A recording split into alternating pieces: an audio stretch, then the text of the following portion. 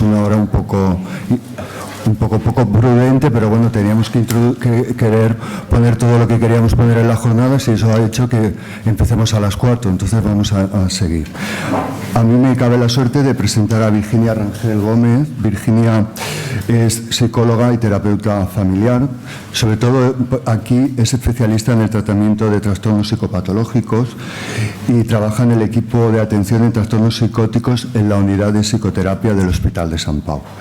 También tiene una dilatada experiencia docente, ha sido profesora de psicopatología en el grado de psicología en la UNED, ha sido profesora de máster y posgrados de terapia familiar y actualmente colabora como docente en el máster de terapia familiar en el Hospital Sant Pau, en Colombia, y en el Centro Peruano de Terapia Familiar.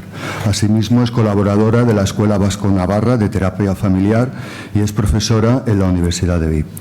Muchas gracias, Virginia, por aceptar la invitación del colegio. Bien, gracias por la presentación. Ha sido muy generoso y ya ha quedado muy claro que soy especialista en terapia familiar. Bien, quiero agradecer primero la invitación al doctor Francisco Santolaya, a todas las personas del Colegio de Psicólogos de Valencia. Han sido muy generosos, gracias a Vicenta, también a Ángeles, a Rafael. Y bueno, voy a comenzar un poco con mi conferencia, que se titula Nuevas aproximaciones en terapia familiar en esquizofrenia. Dentro del ámbito de la esquizofrenia existe una gran cantidad de tratamientos psicológicos. Podemos hablar de que es muy importante abordar a la esquizofrenia siempre desde una visión integral. A mí el título de estas jornadas y también el que haya conferencias tan distintas me entusiasma, porque estamos hablando de un abordaje integral en la esquizofrenia. Si hablamos de esquizofrenia, hablamos de multicausalidad y de complejidad. Por tanto, el abordaje necesariamente tiene que ser un abordaje multidimensional. Hay factores implicados, ya lo sabemos, biológicos, genéticos, hay muchísimas investigaciones que están en ello aún, o sea que igual podemos saber muchas cosas y a la vez saber poco sobre esquizofrenia, pero también tenemos muchas cosas que hacer los psicólogos a nivel de aspectos psicológicos y sociales. Yo, terapeuta familiar, terapeuta relacional, trabajo con elementos relacionales en la esquizofrenia. Me ha gustado también la diapositiva que ha puesto Rafael cuando expresa un poco la definición de esquizofrenia, que deja fuera los elementos cognitivos y también deja un poco fuera los elementos familiares. Habla como que en la esquizofrenia se afecta a la familia, únicamente se habla como una afectación más. Ya decía Minkowski, que es un discípulo de Blauler, que sería la esquizofrenia es un trastorno donde hay una ruptura con la realidad, que es el impacto más grande, la ruptura con las relaciones sociales. Por tanto, es imprescindible trabajar con todo el tema relacional. La familia es el núcleo primario de sociabilización de las personas, es donde las personas desarrollamos o nos desarrollamos psicológicamente, emocionalmente. Así es que no es necesario mandar a un paciente necesariamente a un grupo con otras personas. Ya tenemos un grupo natural, un grupo de aliados que están dispuestos a trabajar con nosotros, que son los familiares. Los familiares son parte del problema, pero también de las soluciones, y por tanto tenemos que contar con ellos, son aliados naturales. Ya decía Seikula que es imposible curar un síntoma sin que se produzca un cambio básico en la situación social de esa persona. El primer sistema donde estamos inmersos las personas, el sistema familiar. Podríamos hablar dentro de los antecedentes de la terapia familiar, que la terapia familiar surge a través de hecho nace por los estudios que hay en esquizofrenia. O sea, nosotros surgimos a través de los estudios que hay en esquizofrenia, tanto en la comunicación, porque llamó mucho la atención en Palo Alto qué pasaba en la comunicación de las personas con esquizofrenia y de los familiares. Así es que Jackson, Bateson, Lindsay Fleck, también Wine, Link, Esterson, todos ellos han trabajado aspectos de comunicación, aspectos que tienen que ver con las características de los padres y también aspectos que tienen que ver con la relación de pareja de los padres. Por tanto, podríamos hablar que ellos han sido los primeros que han relacionado variables familiares con los síntomas de los pacientes o con la gravedad del trastorno. Lo que ocurre es que todas estas aproximaciones se han aplicado de una manera tal que ha culpabilizado a los familiares. Han dicho, bueno, él es esquizofrénico, porque quizá digamos, estas teorías se han interpretado como como si fuera la etiología de la esquizofrenia, y se ha dicho, bueno, él es esquizofrénico porque sus padres se llevan mal o porque hay una comunicación muy loca en esta familia. Y si nosotros culpabilizamos a alguien, no le ayudamos, le ponemos un problema más por resolver. Por tanto, podríamos decir que dentro del ámbito de la terapia familiar ha habido como un paréntesis en los estudios o el surgimiento de nuevas teorías en relación a la esquizofrenia. Se han desarrollado otros campos. Ha sido Cancrini, Selvini, los que han hecho un poco de aportaciones más teóricas en los últimos años. Y también otro de los elementos importantes, podríamos hablar de que en las familias están implicadas en el tratamiento también por el tipo de aspectos sociales que ocurren. Si ha habido un movimiento de desinstitucionalización de los pacientes, así como surgimiento de nuevos psicofármacos más potentes, pero a la vez que tienen algunos efectos secundarios y que ayudan mucho, pero podríamos decir que no solucionan todos los problemas. Por tanto, la responsabilidad del tratamiento también recae mucho en los familiares. Podríamos hablar que ahora mismo también en España pues está habiendo muchos cambios. Justo en el café hablábamos de los recortes y de cómo esto implica también a los familiares en el tratamiento. Quiero hablar de algunos programas que han surgido dentro del ámbito de la terapia familiar aproximadamente entre los años 80 y 90, porque son programas los que sí que han evaluado más la efectividad de estos tratamientos, pero que también se utilizan en la actualidad. O sea, hablaré de estos programas de 80s, 90s, pero es lo que se utiliza en la actualidad. Y posteriormente voy a hablar del programa en el cual estamos implementando en el Hospital de Sant Pau en Barcelona, ¿vale? Entonces quiero comenzar hablando de los otros programas. Bien, hay un programa llamado Terapia Familiar Orientado a la Crisis, el cual surgió en el año 81 por Goldstein, el cual todas las intervenciones familiares consideran siempre el uso de los neurolépticos, o sea, siempre hay la toma de medicación. No se pretende sustituir este aspecto, porque ya hablamos que la esquizofrenia es un padecimiento complejo, sino que incorporan este tipo de abordaje. Goldstein habla de la terapia familiar orientada a las crisis, en las cuales se trata a las personas en los primeros brotes, normalmente después de 6 semanas después de un ingreso, porque se ha hablado que es cuando, digamos que ellos han investigado que es cuando había una tasa de recaídas mucho más alta. Entonces es por eso que en ese momento empiezan a trabajar con las familias. El objetivo de este programa de intervención sería ayudar a la estabilización clínica del paciente, así como ayudar a las personas significativas, ¿no?, a esta estabilización, y tratar de ayudar a que no haya más recaídas en un futuro. Lo que se ha visto, la eficacia, digamos, de este tratamiento, se ha visto comparado con un grupo control que es eficaz para disminuir la tasa de recaídas y quizá también mejora algunas estrategias de afrontamiento de los familiares.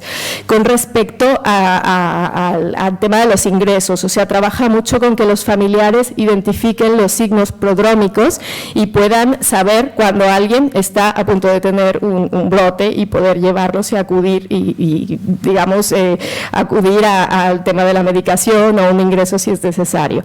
Lo que ocurre es que este programa tiene algunas limitaciones, ya que han investigado que está más o menos, digamos, que los efectos están a 6 meses de duración, pero más allá de los 6 meses ya no hay efectos de este programa. O sea, los familiares sí que conocen qué hacer, pero quizá, bueno, no es un efecto prolongado.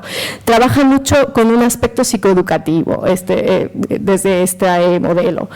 Podríamos hablar del programa de intervención que quizá ha evaluado mucho más todo lo que son, o que hay más cantidad de estudios que que intentan ser controlados, de estudios de efectividad, y alguno de eficacia, Leff y Baum, ¿vale? Que ellos trabajan, casi todos los estudios son de Estados Unidos.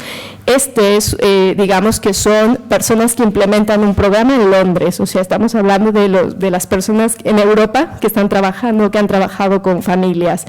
Este término de emoción expresada se ha acuñado desde el año 75 por Brown, el cual habla de que son actitudes de crítica, de hostilidad y de sobreprotección de los familiares hacia los pacientes. Por tanto, Leff y Baum piensan, bueno, oye, ¿qué sucede? Nosotros vemos que hay un grupo de pacientes que de pronto vuelven a casa y recaen. En cambio, hay otro grupo de pacientes donde pasa el tiempo y no hay recaídas. ¿Qué pasa con las familias? Evalúan a las familias y ven que las características familiares de emoción expresada alta está en los pacientes que recaían más, ¿vale? Entonces, lo que ellos hacen es un programa en el cual mezclan a estos familiares digamos, con emoción expresada alta y emoción expresada baja, porque los familiares de emoción expresada baja sirven como un modelo para afrontar, digamos, diferentes situaciones con respecto a los otros familiares. Ellos trabajan mucho un modelo de psicoeducación, quiero decir, explican lo que es el trastorno, el tipo de tratamiento que hay, pero también explican cómo se sienten los pacientes, cómo se sienten los familiares y, bueno, y se reúnen los familiares cada 15 días, sobre todo los padres. Ya después, si esto no tiene un efecto muy bueno, pues se trabaja de manera individualizada con los familiares. Este tipo de intervención se habla de que, bueno, tiene un efecto después de 2 años, o sea que hay un seguimiento después de 2 años y ayuda a disminuir la crítica familiar y a la vez disminuye la tasa de recaídas, así como el tiempo de hospitalización de los pacientes. Ha habido muchas réplicas de estos estudios, por si les interesa ver cosas de evidencias empíricas, pues hay muchos estudios en relación a ello. Podríamos hablar también de la terapia conductual en la esquizofrenia, que es Falun en el 86, quien la implementa, y aquí él utiliza sobre todo el modelo de vulnerabilidad de estrés. Dice, bueno, estas familias necesitan tener mucha capacidad para resolver problemas. Nosotros vamos a tratar de ayudarlos a que ellos tengan más habilidades de resolver problemas. Por tanto, hace un entrenamiento grande en esto, así como en la comunicación, trabaja habilidades de comunicación. La intervención también, tengo que decir que es una intervención psicoeducativa, les dan lecturas, debaten, después se entrenan habilidades de comunicación, en habilidades de solución de problemas, y de los programas que he mencionado es el único que incluye a los pacientes. Todos los otros son únicamente los familiares a los que se les está tratando. En este modelo también, digamos que se evalúan los recursos individuales y de la familia. Este programa tiene un efecto, digamos que lo han evaluado después del tratamiento y después de 9 meses y lo han comparado con otros grupos, con un grupo control y con un grupo de terapia individual. Y han hablado de que los costes en terapia familiar eran casi un 60% menos que en terapia familiar que en terapia individual. O sea, hablamos que con una familia estamos tratando a muchas personas. Reduce los costes económicos, pero también han hablado de que disminuye el porcentaje de recaídas y el tiempo de hospitalización, así como la adaptación social. Otro de los programas es el de Anderson en el 86, que también apuesta por la psicoeducación, por el tema del abordaje farmacológico, y este programa, a diferencia de los otros, intenta conectar con las familias durante un ingreso, ¿vale? Cuando hay el ingreso, llegan allí los profesionales, los psicólogos, intentan hablar con los familiares para después, cuando está habiendo todo este proceso de recuperación, la familia es más fácil que acuda a pedir ayuda si ya conoce al profesional. Se le entrena mucho, también son aspectos más psicoeducativos sobre qué es el trastorno, el tratamiento, y posteriormente se hacen sesiones, familiares, o sea, grupo de familiares. Este programa también es útil para disminuir las recaídas. De hecho, después de un año ven que en el grupo de tratamiento no hay recaídas, en el grupo control sí, y a la adherencia a los medicamentos. Podríamos decir entonces, después de ver estos programas, el pensar, los abordajes psicológicos, los abordajes familiares, únicamente son importantes para disminuir las recaídas en un trastorno así, o para mejorar la adherencia a los tratamientos. ¿Ustedes creen que las personas que sufren de esquizofrenia lo que más les hace sufrir será recaer? Pues también en los estudios, yo trataba de buscar algunos estudios que fueran de efectividad, es decir, estudios donde dijeran el porcentaje de pacientes que mejoraban, que fuera una mejora clínicamente significativa, ¿vale? Hay muy pocos estudios sobre esto, de terapia psicológica, y mucho menos estudios de terapia familiar.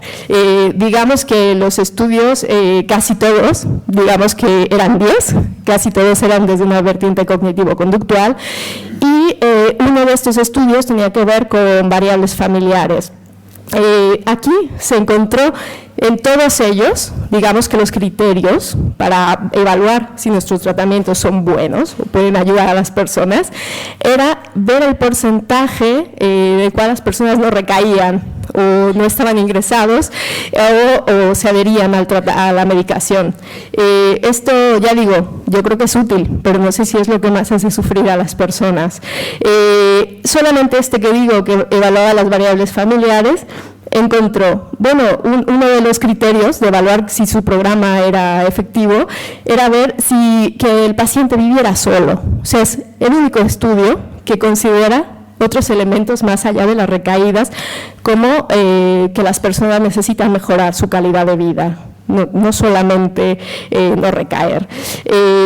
También una cosa interesante de este estudio, que es cuantitativo pero a la vez también es cualitativo, hablaba de que lo único que había cambiado en los familiares era la percepción que tenían del problema. O sea que ellos antes se evaluaron creencias sobre el problema, cuando llegaron pensaban tenemos un problema gravísimo, es horrible, y cuando terminaron el tratamiento sentían que tenían un problema, pero que bueno, que podían solucionarlo. Dentro de los modelos más recientes, ¿vale? Porque he hablado ya los propios de terapia familiar. Ahora hablaré de algunas aplicaciones que se hacen considerando a la familia en algunos países, y un ejemplo de ellos son los países nórdicos. Tengo que decir que en Finlandia, también no podemos comparar España ni otros países con los países nórdicos, evidentemente los modelos surgen a partir de las necesidades que hay sociales, pero sí decir que son ejemplo en cómo es la intervención digamos en todo el sistema de salud. Podríamos decir que a la NEN han hecho estudios también de eficacia, de efectividad. Ellos han empezado a proponer un programa llamado Basado en las Necesidades, y luego es Seikula, que entre los 80 y 90 propone una intervención, que es una intervención en crisis llamada diálogo abierto. Seikula lo que hacen básicamente, intentan tomar decisiones conjuntas, es decir, cuando hay una crisis convocan a todas las personas importantes para el paciente, convocan a su familia, a sus amigos, a las personas importantes y también a la red que interviene con este paciente. Es decir, en esa reunión está la trabajadora social, el psicólogo, el terapeuta familiar, y todos hablan, son reuniones donde hablan y piensan, porque esta persona ha tenido ahora una crisis, y cada uno da su punto de vista. A la vez, si hay síntomas positivos, se escucha qué quiere decir, digamos, si escucha voces, pues qué querría decir esta voz, como si fuera una voz más de las personas presentes. En un primer momento no se confronta los síntomas positivos. Bien, bueno, este tipo de programa podría decir que sería un ejemplo de trabajo con la red, de intervención con la red. Es un programa que es muy eficaz, ya se imaginarán, para disminuir las recaídas, y el tiempo de hospitalización también baja. pero también han visto que la prevalencia de esquizofrenia ha bajado, no sé si un 70%. O sea, esto han formado a todos los profesionales de la salud en familias, ¿vale? Desde los años 90. Entonces, hacen este tipo de intervención. Yo lo pongo como un ejemplo que no proviene de la terapia familiar, pero que son nuevos modelos para tratar con la esquizofrenia. También, por otro lado, bueno, comentar que hay otro tipo de movimientos, que en Estados Unidos desde hace 25 años existe el movimiento de recuperación, que han sido los familiares que se han movilizado para poder decir a las personas, hey, queremos que nuestro hijo o hija lo traten o la traten, pero queremos que nos traten como personas, no como enfermos. Y este es un movimiento muy interesante que está surgiendo en Estados Unidos. Lo pueden buscar, el modelo de recuperación. Bien, entonces el Kula habla de que la psicosis ya no sería un signo de enfermedad, sino una forma de afrontar las crisis. Bien, ahora yo les quiero hablar un poco de cómo llega, evidentemente cada modelo se puede implementar, depende el contexto y depende, digamos, la sociedad en la cual estamos. Yo les voy a hablar primero de cómo llega la gente o cómo llegan los pacientes y las familias, o qué tipo de familias o qué tipo de pacientes llegan a nuestro servicio en el Hospital de Sant Pau, porque, bueno, no podemos generalizar, ¿no?, que este tipo de programas funcionen para todos. Para ello quiero leerles, porque nosotros antes cuando vienen, acuden con nosotros, les hacemos rellenar una solicitud y nos tienen que explicar qué es lo que les preocupa, qué les gustaría trabajar, cuáles son sus expectativas, qué piensan sobre el trastorno. Les preguntamos cosas sobre sus creencias y sobre sus expectativas del tratamiento. Entonces, aquí les voy a leer un ejemplo que podría ser de cualquier persona, padre o madre, que llega y nos pide ayuda. Nuestro hijo mayor padece esquizofrenia paranoide desde hace 10 años. Progresivamente ha dejado de hacer actividades, no sale de casa. Se ruega llevar a cabo cualquier tipo de tratamiento psicológico, individual o grupal. Esta situación nos angustia mucho a la familia, sobre todo a los padres, ya que vemos cómo los años han pasado y no solo no le vemos ningún avance positivo, sino que le vemos sufrir mucho, pero no se deja ayudar, o en la familia no sabemos cómo ayudarle. Esto refleja que nos llegan situaciones con un diagnóstico de más de 10 años y también que los familiares no saben qué hacer y se sienten implicados en el problema. Las familias que llegan a nuestro recurso han pasado ya por la red de salud, ¿vale? Ya han pasado por lo menos por 2 recursos, o sea, ya han tenido un ingreso, han ido a centros de día, han ido a otro tipo de recursos antes de llegar con nosotros. Tienen una evolución del trastorno de más de 10 años, ya he hablado de esto, con un impacto del diagnóstico en el paciente y en la familia. O sea, llegan realmente con una sensación de mi hijo está enfermo y es para toda la vida. Con esto les da un peso muy grande a las personas, les hace pensar como a los familiares les hace creer, es una carga para siempre. O sea, imaginarse que ahora alguien les dice a ustedes que tienen algo para siempre, qué sensación de carga. Y a la vez a los pacientes les da una sensación de muchísima dependencia. Por otro lado, llegan ya inicialmente, normalmente la gente idealiza mucho el tema de la medicación, como si es lo que va a resolver todos los problemas. Pero cuando nosotros vemos a las familias, llegan desilusionados. O sea, llegan como, bueno, sí, la medicación ayuda en muchas cosas, pero no nos ha resuelto los problemas que nos preocupan a nosotros.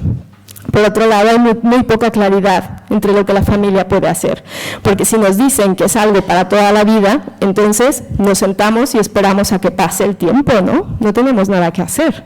Por tanto, la familia no tiene muy claro si puede hacer algo, si hay que hacer algo o no, con mucha sobreprotección hacia el paciente. O sea, es un grado de no le vamos a gritar porque si no se descompensa y tiene una crisis. Los padres y el hijo o los hijos se sienten sin salida, se suelen sentir muy atrapados. Pasa un fenómeno muy curioso que es que digamos que todo lo que hace el paciente parece patológico.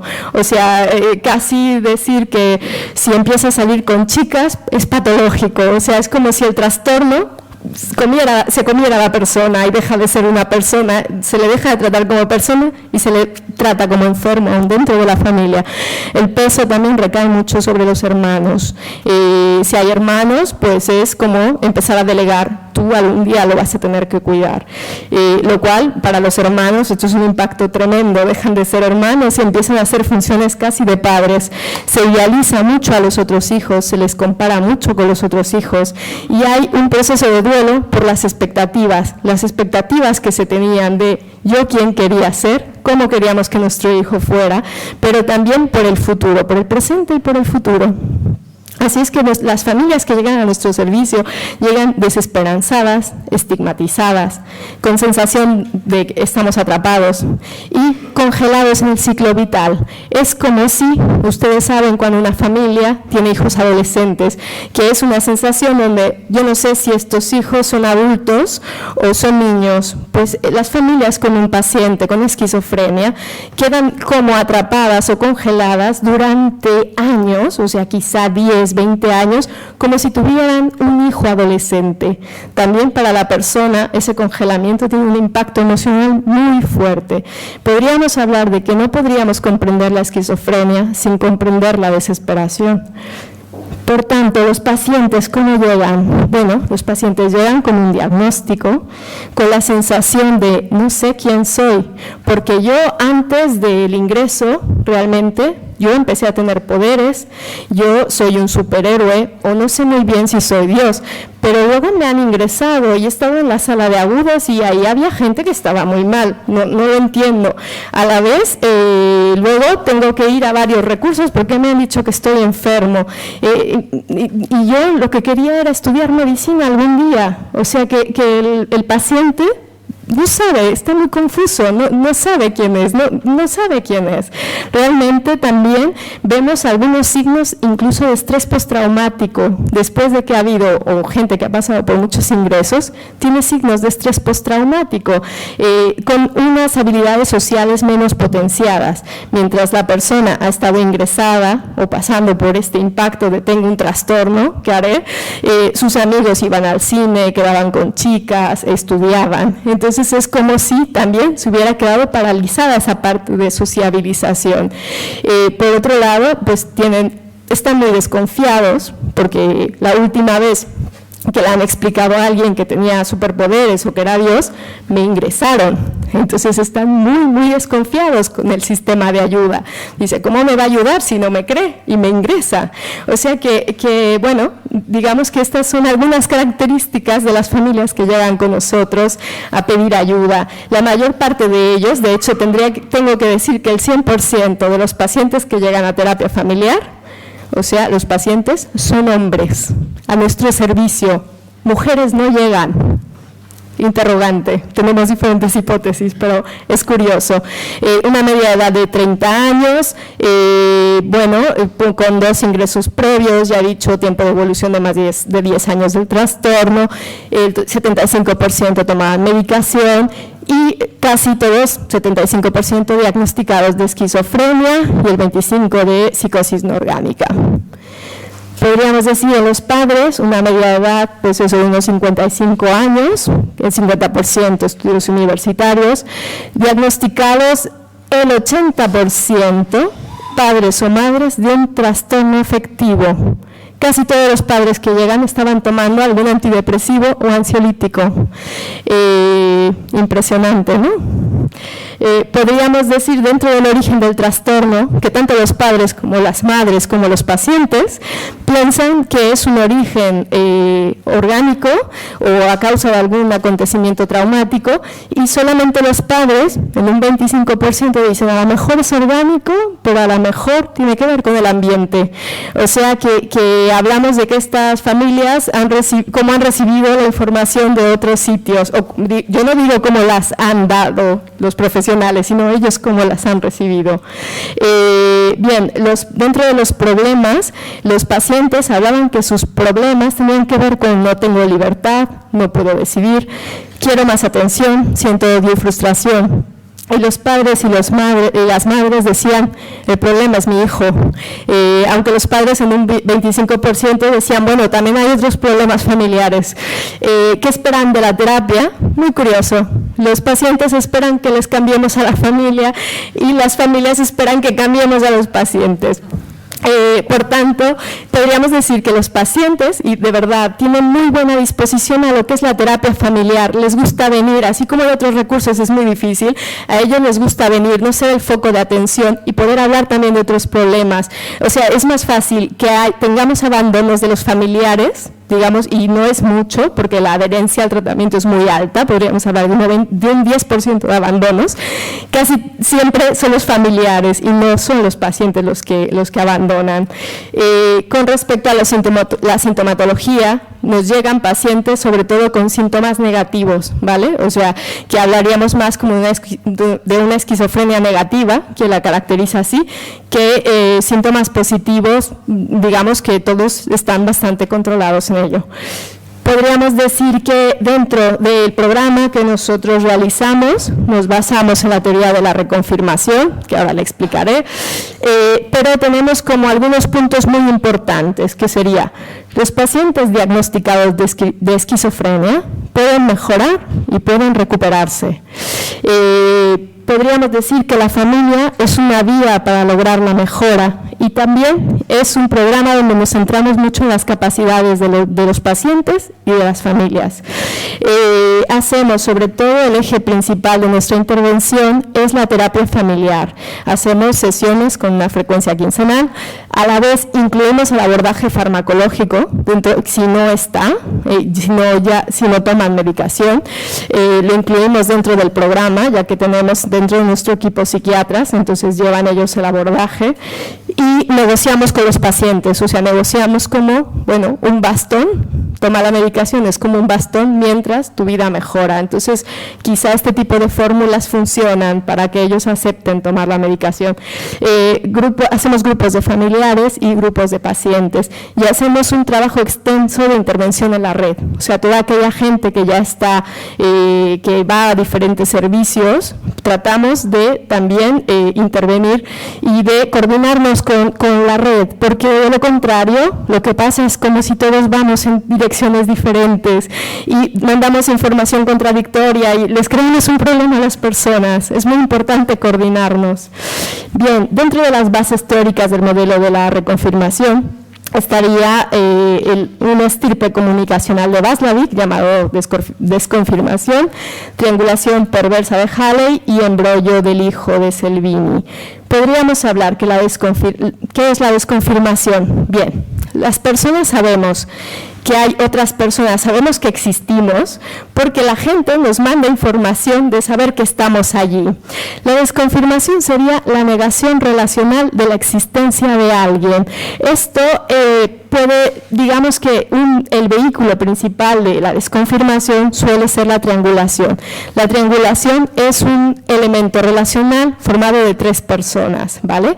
Entre 2 personas quizá podemos mirarnos, podemos enfadarnos, podemos mandarnos mucha información, pero nunca podríamos ignorarnos. En cambio, en una relación de 3 personas sí que se puede ignorar activamente a una de ellas.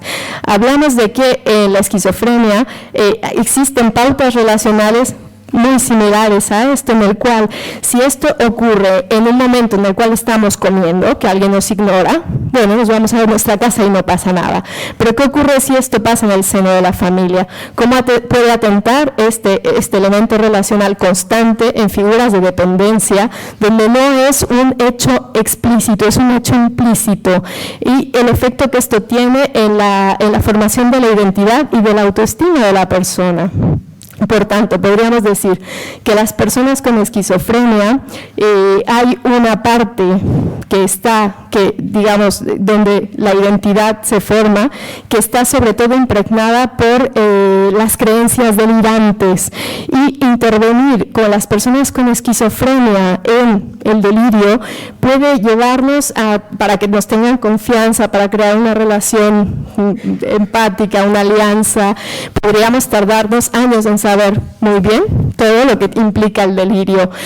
Sin embargo, nosotros pensamos que hay otras vías que no son son identitarias, o sea, si tú llegas y le dices a alguien, tú no eres Dios, o como si me dicen a mí, tú no eres mexicana, yo digo, no, yo soy mexicana, no puedes intervenir en esto, yo sé dónde nací.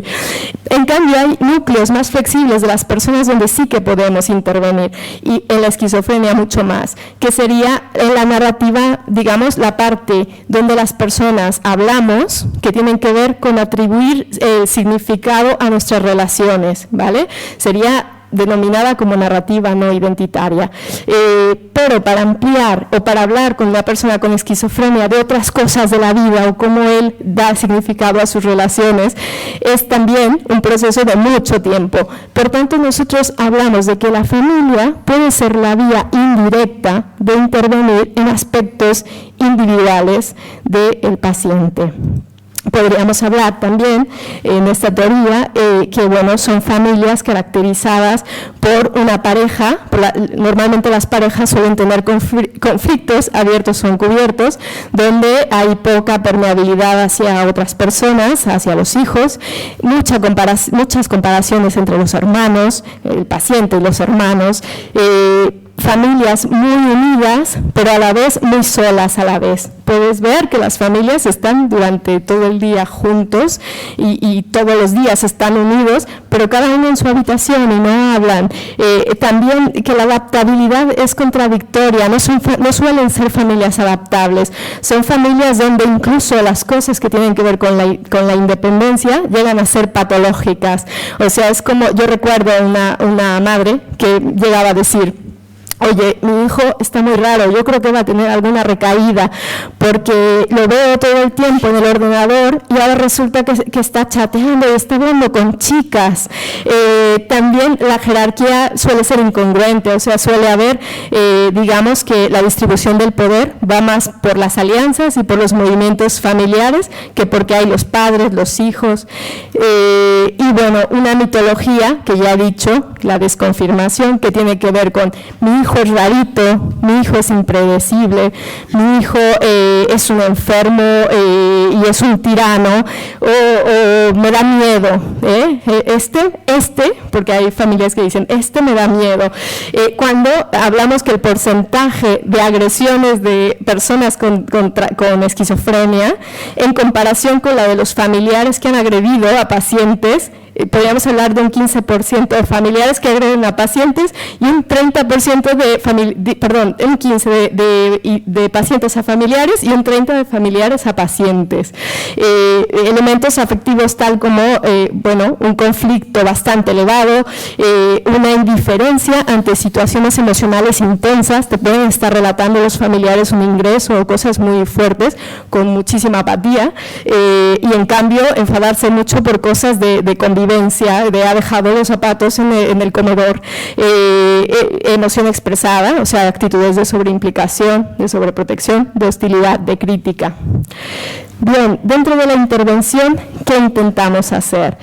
Tratamos de intervenir sobre todo en la organización familiar y en las creencias familiares. Dentro de la organización familiar tratamos de hacer una triangulación reconfirmadora, se le llama, que sería, la alianza principal es con el paciente, pero negociada con la familia, intentamos potenciar toda la parte sana, la parte de las capacidades del paciente, para que luego en un futuro se generalice y sea la familia la que también puede promover este tipo de visión, de capacitación, de capacidades del paciente.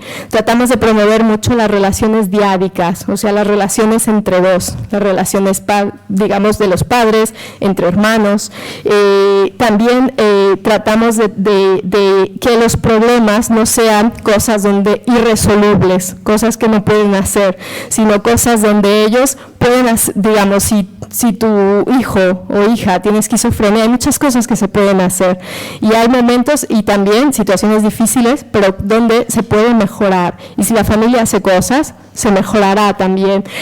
Digamos que también intentamos intervenir mucho en todo lo que es el clima afectivo de la familia, todo lo que implica la sobreprotección, la crítica, y mejorar el clima afectivo, y nuestro objetivo es potenciar esta parte sana de la persona. Dentro de, ya he hablado de las terapias, de que nuestro eje principal es la terapia familiar. Nosotros trabajamos con los familiares significativos, no solo con quien conviven, sino con las personas significativas para el paciente, así como hacemos sesiones a veces individuales, de hermanos, de padres, con amigos, con novias. Intervenimos con la red, ya lo he mencionado, y el tipo de técnicas que a veces que utilizamos, sobre todo, ya lo he dicho, capacitar la parte sana de la persona, también de la familia, intervenciones que tienen que ver también con prescripciones conductuales, hacemos que los padres salgan de casa, porque a veces los padres no salen de casa o llevan años sin ir de vacaciones, hacemos que salgan de casa, que el paciente también intente salir de casa, intervenciones cognitivas, sobre todo en las creencias que incapacitan a la persona o que generalizan el trastorno como si fuera toda la persona, intervenciones emocionales, técnicas de resolución de problemas, de mejora de la comunicación. Tratamos de descongelar el ciclo vital de la familia, de que este hijo en algún momento, en medida de sus posibilidades, que a lo mejor la recuperación, yo algún día leí algún manual, me parece americano, de lo que decían que era recuperación en esquizofrenia, y después tengo que confesar que terminé muy triste porque yo no cumplía con estos criterios. Pedían que trabajaran más de 40 horas y que fueran 3 días a la semana al gimnasio y que tuvieran más de 6 redes de amigos y que estuvieran estables en síntomas durante 2 años. Yo pensaba, oye, yo no voy 3 veces a la semana al gimnasio, yo no cumplo los criterios.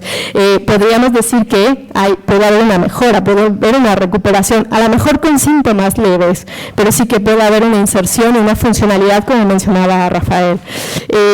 Trabajamos por descongelar el ciclo vital, ya lo he dicho, que se le trate más como un adulto a este hijo y menos como un enfermo, y que el paciente también haga cosas por sí mismo, porque si se las hacen los demás, lo incapacitarán.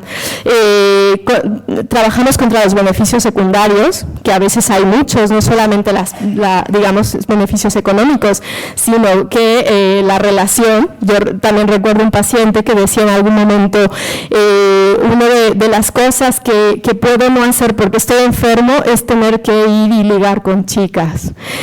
Podríamos decir que este también podría ser un beneficio secundario no relacional. Trabajamos mucho contra el estigma y en las intervenciones individuales con los pacientes hacemos muchas intervenciones parecidas al coaching, trabajamos con el postrauma, con los duelos que ya he hablado que tienen. Dentro del grupo de terapia de grupos, o sea, hacemos la terapia familiar y a los pacientes los enviamos a una terapia de grupo que realizamos también nosotros, en la cual está dividida por 2 aspectos. Uno que sería el mismo grupo de pacientes, una parte relacional que es 3 veces al mes, y un grupo de medicación. En el grupo relacional lo que trabajamos es, sobre todo, potenciar esa parte de relación de las personas más, digamos, de capacidades, más sana. Tratamos de hablar de esta parte del diálogo entre el pasado, presente y futuro, de estos duelos, de estas pérdidas, pero también hablamos de cómo reconstruirse ahora, cómo reconstruir su vida, quiénes son, estrategias de comunicación, técnicas de resolución de problemas. Hablamos mucho sobre vamos a cultivar las ganas, porque las ganas no te vendrán, vamos a cultivarlas.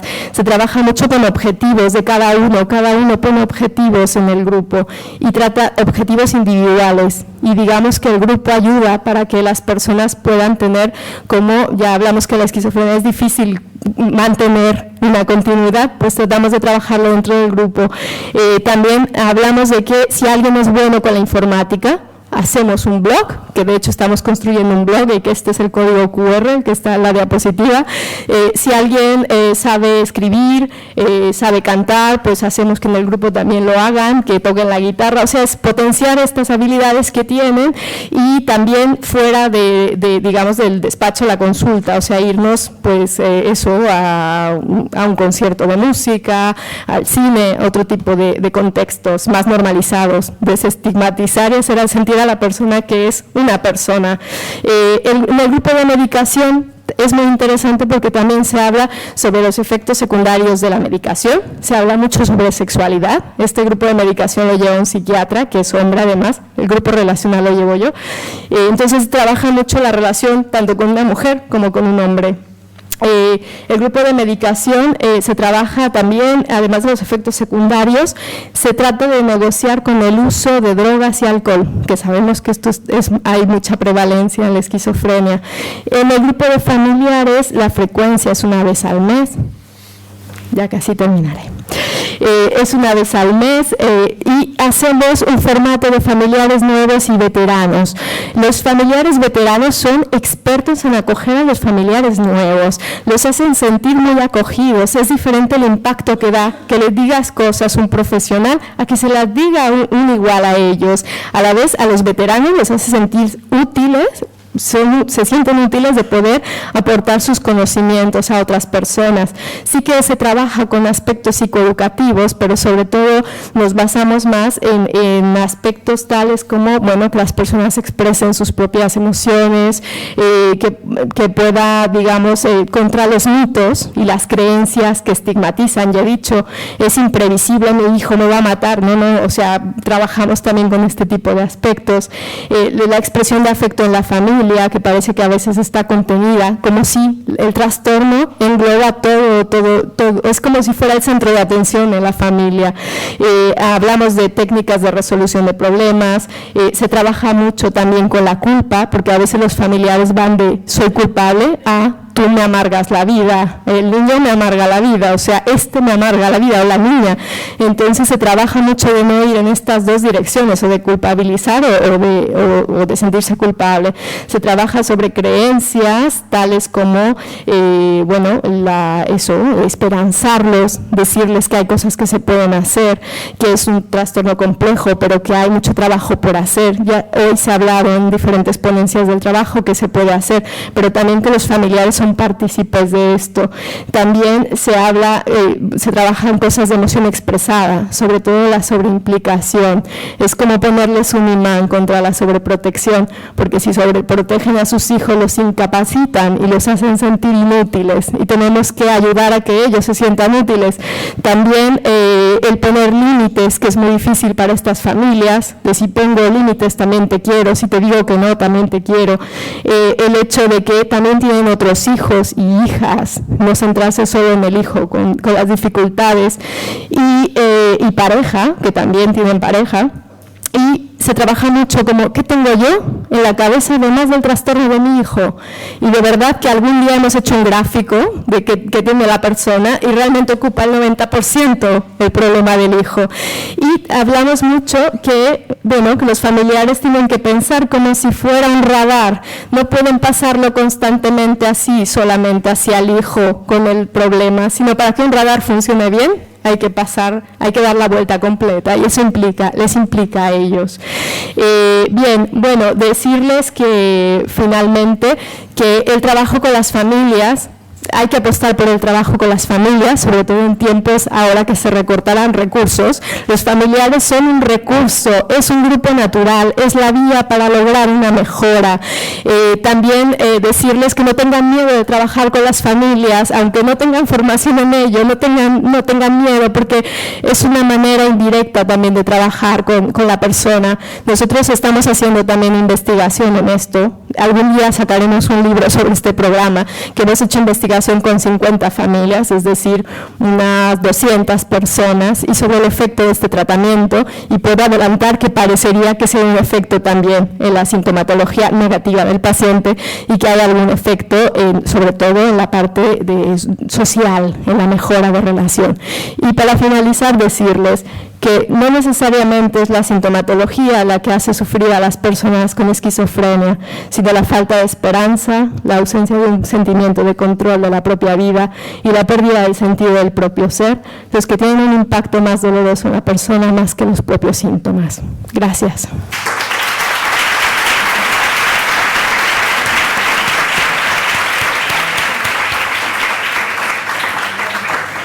Muchas gracias. Ahora pasamos, por favor, a si alguien quiere hacer alguna pregunta.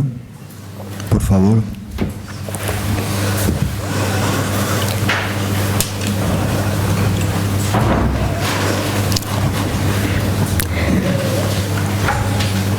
Seguro hay alguna duda. Bueno, si no la tengo yo, y así empiezo.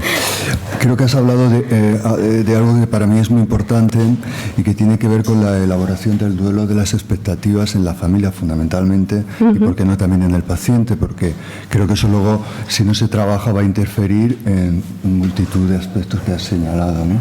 Quiero ver qué importancia le dais a vosotros a ese aspecto específico y si os resulta difícil el trabajo, sobre todo de elaborar esas expectativas, elaborar ese duelo de lo que yo creía que mi hijo o mi hija iba a ser y no va a ser, ¿no? Claro, sí, es un trabajo bastante importante que hay que realizar, sobre todo con lo que pensaban que sería el hijo, de sentirse los padres o los familiares como fracasados por el trabajo que han hecho. Por eso hablaba del foco, de ponerlo en la capacidad también de estos padres, porque las familias con alguien con esquizofrenia tienen una capacidad de resolver problemas brutal. A mí me encantaría que alguien hiciera un estudio comparando con familias donde no hay un problema, porque tienen una capacidad muy grande de solucionar problemas. Pero es verdad que sí que se sienten muy fracasados como padres y que les duele mucho el que sus hijos no hayan podido o que no tengan una vida que ellos esperaban. El poder disminuir las expectativas es un trabajo bastante arduo, y también el que no se esté comparando constantemente consigo mismos ni con los hermanos. Es algo que sí que tratamos de trabajar bastante, y en el paciente. O sea, al decir, como mis hermanos que son menores a mí, ahora tienen una carrera, tienen novia y yo no. ¿Por qué no puedo tenerlo yo? Yo estaré toda la vida con mis padres, o sea, como no poderse ver con otro tipo de vida, ¿no? Un duelo del pasado, ya he dicho, del presente y del futuro. Y sí que es fundamental trabajarlo. Gracias. Y luego una curiosidad, ya que la has lanzado, yo que soy muy curioso, me gustaría saber las razones por las que creéis en vuestro equipo que fundamentalmente son hombres los que acuden a recibir. No, es que llegan a nuestros servicios los hombres. Sí. Vale, no, a ver, diferentes hipótesis, ya digo, ustedes me encantaría que también hicieran hipótesis porque podrían aportarnos mucha información. Creemos también que bueno, aunque digamos el porcentaje de mujeres-hombres en esquizofrenia no sería tan desproporcionado, pues pensamos que no llegan a servicios de terapia familiar, pues a lo mejor porque les resulta, puede ser que otros servicios más sociales, más psicosociales o grupos o temas más de centros de día, que a lo mejor las chicas funcionan bien, se hacen un capital social y quizá luego no necesitan recursos, o a lo mejor tiene que ver con la resistencia a ir a una terapia familiar. Realmente es una incógnita. Estas son parte de algunas de las hipótesis, pero puede ser por muchas otras razones. Gracias. Por favor, ¿alguna pregunta?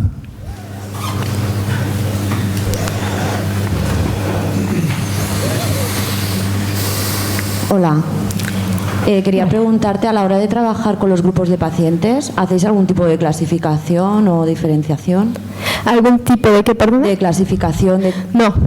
Trabajamos, también es un grupo muy heterogéneo, aunque ya he dicho de edad más o menos, el rango oscila entre, a lo mejor hay algún paciente de 20 años, pero casi la mayoría están entre los 30, alguno con 40, y no, realmente es rico que haya personas de diferente, todos son hombres. Un tema muy importante de hablar es el tema de las mujeres, porque todos son hombres, pero es rico que estén en fases distintas, que también en el tratamiento están en fases distintas y que tienen cursos diferentes en el padecimiento. Es rico, yo creo que sean grupos heterogéneos, se pueden ayudar, se pueden apoyar mucho más. Los más veteranos ayudan mucho a los que inician también.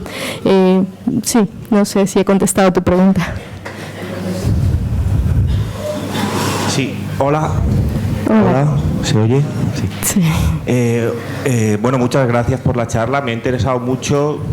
Trabajo con familias y mi pregunta, no sé si es pregunta o reflexión o supervisión, no lo sé, pero lo voy a hacer. Ya veremos. en mi experiencia, lo que más me ha impactado del trabajo con familias es vamos a ver, el poder entrar, ¿no? en esa tribu, en ese clan. Para mí es algo maravilloso, que yo empecé, no tenía ni idea de trabajar con familias, tenía formación de psicoterapia de base, pero nunca con familias, y empecé mi carrera clínica trabajando con familias. Y bueno, eso me fascinó y me sigue fascinando, y me encanta trabajar con familias, aunque lo considero muy, muy complicado y muy difícil y muy costoso, y es duro. Lo que más me cuesta a mí, creo, es el tema de la empatía, porque me considero una persona bastante empática, rozando incluso el trastorno. El trastorno por empatía es nuevo. No, pues la confluencia en la psicosis, no sé, es que no sé mucho de nomenclaturas, la verdad, soy humanista, dejémoslo ahí. Bien. ¿Qué quería decir yo? A ver, espérate. Sí, la empatía. Entonces, a mí lo que me encanta empatizar, y yo pienso que es una parte muy importante de mi trabajo, del establecimiento del vínculo y de fomentar la confianza y de poder hacer un trabajo a partir de ahí, a partir de esa empatía, de ese vínculo, de esa confianza que se crea, de esa relación terapéutica. Claro, la familia está en las alianzas, la triangulación, todo esto que has dicho, que es así y es tal cual, y hay que trabajar en ello. El problema que he tenido yo siempre es el cuestionamiento continuo de ¿estoy dentro o estoy fuera? O ¿estoy cayendo en la trampa? ¿Me sigues? Lo que quiero decir. Sí. ¿Estoy cayendo en esa red de triangulación o tengo una posición externa? ¿Hasta dónde puedo entrar? ¿Cuándo me tengo que salir? ¿Cómo sé? Porque muchas veces me siento la he cagado. O sea, esto no le está viniendo nada bien al paciente identificado, estoy favoreciendo a los padres, o por otro lado estoy poniéndome de parte de la víctima y estoy dejando de lado, o estoy cuestionando, o estoy juzgando a los padres o a los hermanos. Y todo esto viene al caso de una familia que tengo muy presente que me pide a gritos que acuda a la casa. Acuda a la casa, que vaya a la casa, tienes que venir. Y yo es que hago terapia aquí, en mi espacio, y considero que es donde debo de hacerlo, pero por otro lado quiero ir, pero no quiero. Entonces, y no sé, lo he tenido muy presente toda tu charla. Vale. No sé si es una pregunta, no sé. Bueno, sí, no, es interesante. Realmente para los psicólogos es un reto. Yo creo que esto precisamente que has hablado siempre, el poder ser empáticos para poder ayudar a la persona en un trastorno como la esquizofrenia. Cuando eres muy empático, te llega mucho el sufrimiento del paciente y de la familia, pero a la vez no estar dentro de ello, porque si no, no puedes ayudar. Ser parte un poco externa de la situación para poder ser útil y ayudarlos. Seicula, ellos tienen un equipo de atención en crisis y van a las casas. O sea, yo te podría decir, si la familia te está invitando a su casa, es porque eres parte importante para ellos. Yo creo que tienes que ir algún día a su casa y ver qué pasa. Nosotros en algún momento hemos llegado a ir a casa de alguno de los pacientes que cuando llegaba a las sesiones familiares parecía paciente crónico y agudo a la vez, ¿no? O sea, una cosa de síntomas. Y cuando lo vimos en su casa, el chico pintaba, nos enseñó su estudio y vimos una parte muy sana de este chico. O sea que, bueno, yo no diría que vayas o no vayas, esto lo tienes que decidir tú, sino que eres parte importante para ellos. Nosotros, el cómo poder regularlo, nosotros tratamos de trabajar en equipo. Tratamos de trabajar por lo menos un terapeuta, un coterapeuta, para que poder, digamos, este tipo de situaciones, regularlas entre las dos personas. Una sugerencia sería eso, si tienes la posibilidad de trabajar con coterapia. Sí que estamos en coterapia o sea, yo atiendo a la familia y una compañera atiende al CEI. Y he ido a casas, he trabajado en casas y este trabajo lo he hecho, pero sí es igual es mi miedo, básicamente. Es el hecho de en la casa sí, ellos están más tranquilos en su terreno, igual, pero yo también me siento más, bueno, aquí de quién es el que manda. Ya. ¿Me entiendes? Ya, bueno, pero es interesante algo que estás diciendo, que quizá para trabajar en esquizofrenia un reto para los profesionales es romper nuestras propias resistencias y miedos. Yo creo que a lo mejor tendrías que ir y a ver qué pasa. Normalmente las cosas, como ir y tomarte un café y marcharte, algo así, quizá son experimentos que a veces son útiles para precisamente lo que has dicho, tener más confianza, que la familia confíe un poco más en ti. A la vez, bueno, decir que también a nosotros, para empatizar con cada miembro de la familia, nos ayuda mucho conocer la historia de vida de las familias, de cada persona. Esto nos ayuda mucho a situarnos y a entenderlos. No sé si te ha ayudado un poco a resolver la duda. Creo que la compañera María Ángeles. Hola. Hola. Yo también quería felicitarte porque me ha parecido muy interesante la intervención que has hecho. Yo también trabajo con familias y pacientes y creo que se me ocurrirán más dudas después porque has dado mucha información. Sí. Pero tenía algunas así cuestiones prácticas que igual se me han escapado. Sí que has dicho periodicidad de las sesiones grupales y todo eso, pero la duración del programa, o sea, quería saber, te lo digo todo. Vale. Duración del programa, el número de pacientes que incluís en el programa, los profesionales, que no sé si hay más aparte del psiquiatra y tú, y la última, si hay un programa de preparación al alta o cómo hacéis un poco el desenganche y eso. Vale. Bueno. Ahora me recordará seguro porque me olvido. Vale, gracias. Bien, bueno, nuestro programa ya he dicho que como son familias o pacientes de más de 10 años de evolución, realmente trabajamos una media de 2 años. Y podríamos decir que en primeros brotes, primeros episodios, sí que hacemos intervenciones entre 6 meses y 1 año. ¿Cuál era la otra pregunta? Profesionales, vale. Somos Juan Luis Linares, que es terapeuta familiar y psiquiatra, Soriano, el doctor Soriano, Dora Ortiz y yo. Somos 4 personas, pero siempre tenemos gente que va rotando, peers, mirs y gente que colabora con nosotros. El desenganche, bueno, básicamente vamos haciendo sesiones más esporádicas, los vamos viendo, hacemos seguimientos, la verdad que sí que los hacemos, y cada 6 meses, cada año, y a veces, bueno, los pacientes es un contexto muy familiar, a veces pasan a saludarnos después de muchos años, realmente digamos que es un proceso natural esa individuación, esa independencia de ellos. Y solo el número. Los grupos son grupos pequeños, son grupos de unas 10 personas, más o menos. Y familias, no sé más o menos cuántas estamos tratando ahora. Llegarán unas 10 familias nuevas al año, pero además tenemos ya familias de hace mucho tiempo. O sea, no te sé decir un número exacto de familias que trataremos, unas 30 familias, sí, no demasiadas. Se llama por la capacidad de poder abordar. Claro, por el equipo, que somos un equipo pequeñito, sí. ¿Usted? Buenas tardes, muchas gracias por la ponencia porque ha sido muy interesante. Gracias.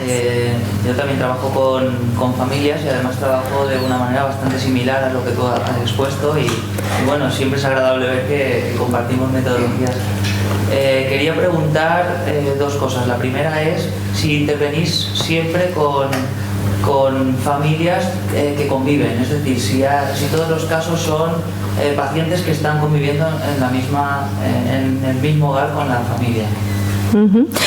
Al inicio sí, nosotros citamos a las personas que conviven, pero si vemos que hay familiares implicados tanto en las dificultades o los problemas como familiares importantes para el paciente, como una abuela que para él ha significado muchísimo, también los invitamos a sesión.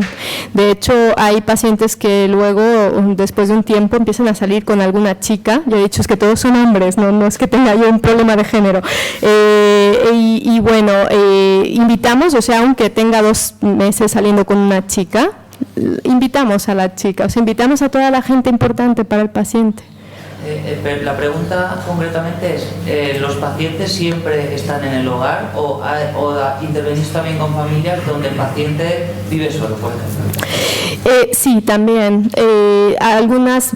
Son menos, yo creo que son menos los que llegan que el paciente viva solo. Inicialmente yo creo que te podría decir que sí, como un 95 que viven con la familia, un 5% si ya vivían en algún piso tutelado, en otro tipo de servicio, de dispositivo, pero sí que hay muchos pacientes que lo tratamos y después se van a vivir solos, o sea que...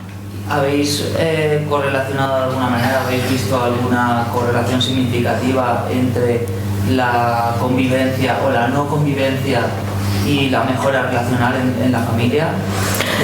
La pregunta viene porque la hipótesis un poco es, sí es cierto, en la esquizofrenia hay problemas a nivel relacional, hay problemas a nivel social, la familia convive con ellos y muchas veces es la que tiene estos conflictos de una manera más evidente, pero pensándolo bien, no es normal tener conflictos a nivel familiar cuando la convivencia se extiende mucho más allá de lo que es normal.